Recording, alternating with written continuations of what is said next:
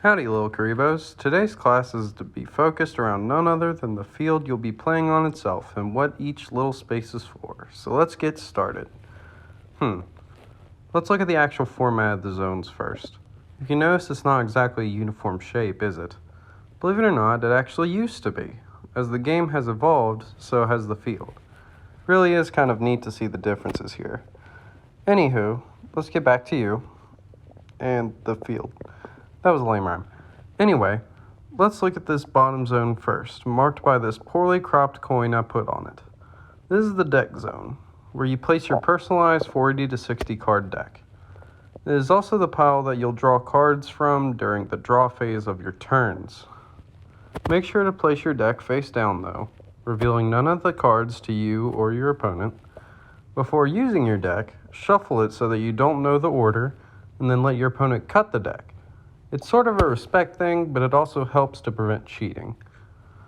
Above that zone is the graveyard. This is where your monsters, spells, and traps will go when either destroyed by the opponent or the effects wear off.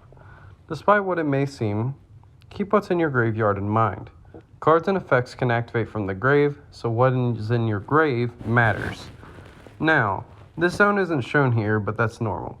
I'll just keep the token where it's supposed to be. This is the Banish Zone. This is an alternate place where cards can end up if they are banished by card effects. Usually in decks, unlike the graveyard, it is quite difficult to use cards and effects from the Banish Zone, as when a card goes to the Banish Zone, it is meant to be hard to get back.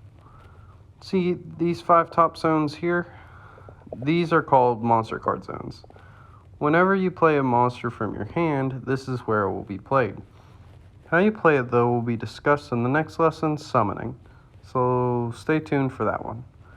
And down here, these are the spell and trap zones. Spell and trap card zones. These are the shared zones for the spell and trap cards I mentioned in the last lesson, and these sets of zones are probably your most important to keep track of, because they are easily the most managed in the game. Moving on, oh, right, the weird crystals on that bottom row, you see,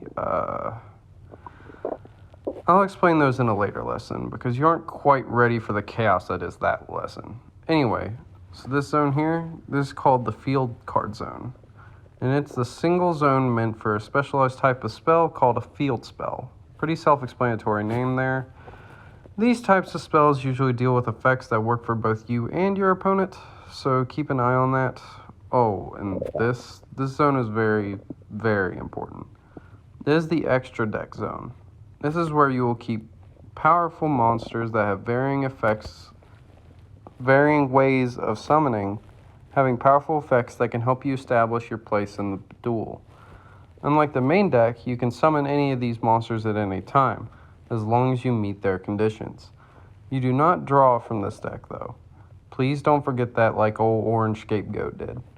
Oh, these 2 zones up here I'll teach you about later on when we go more into the depth about those weird summoning methods I mentioned with the extra deck.